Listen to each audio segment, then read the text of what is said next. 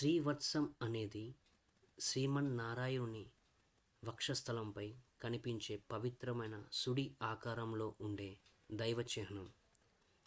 ఈ లక్షణం శ్రీ మహాలక్ష్మి అమ్మవారి నిత్య సన్నిధిని, దైవ కరుణను, ధర్మం నిలిచే స్థలాన్ని సూచిస్తుంది. శ్రీవత్సం యొక్క అసలు అర్థం ఏమిటి? ఎందుకు ఇది కేవలం శ్రీ మహావిష్ణుమూర్తికే ఉంటుంది? లక్ష్మీదేవి శ్రీ మహావిష్ణు హృదయ సంబంధం ఏమిటి? పురాణాలు, విష్ణు సహస్రనామంలో శ్రీవత్సం స్థానం ఏమిటి?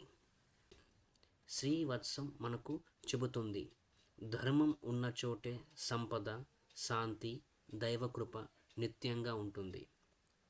విష్ణుమూర్తి ఛాతిపై ఉన్న ఈ పవిత్రమైన చిహ్నం వెనుక దాగి ఉన్న మహత్తును తెలుసుకోవడానికి తప్పక పూర్తిగా ఈ వీడియోని చూసేయండి.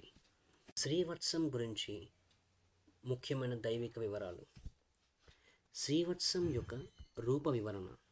శ్రీవత్సం సాధారణంగా సుడి ఆకారంలో లేదా శంఖం వలె తిరిగిన ఆకారంలో కనిపిస్తుంది. ఇది ప్రపంచం ఆవిర్భావం, లయ, పునరుత్పత్తి అనే 3 శక్తులను సూచిస్తుంది. శ్రీవత్సం అనేది జీవాత్మ విషయాలలో ప్రభువు చూపించే కరుణకు ప్రతీక అని కూడా చెబుతారు.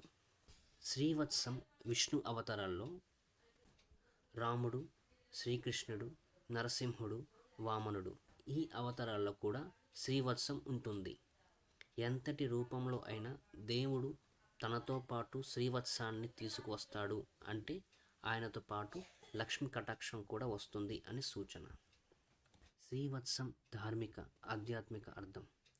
శ్రీవత్సం సూచించేది అనంత కరుణ, సంపద, శుభం, ధర్మం నిలిచే స్థలం, భక్తులకు దేవుడి రక్షణ, లక్ష్మీదేవి అనుగ్రహం. దేవుడు మనసులో ధర్మాన్ని ధరించినంత కాలం శ్రీవత్సం అతని ఛాతిపై నిలిచిపోతుంది.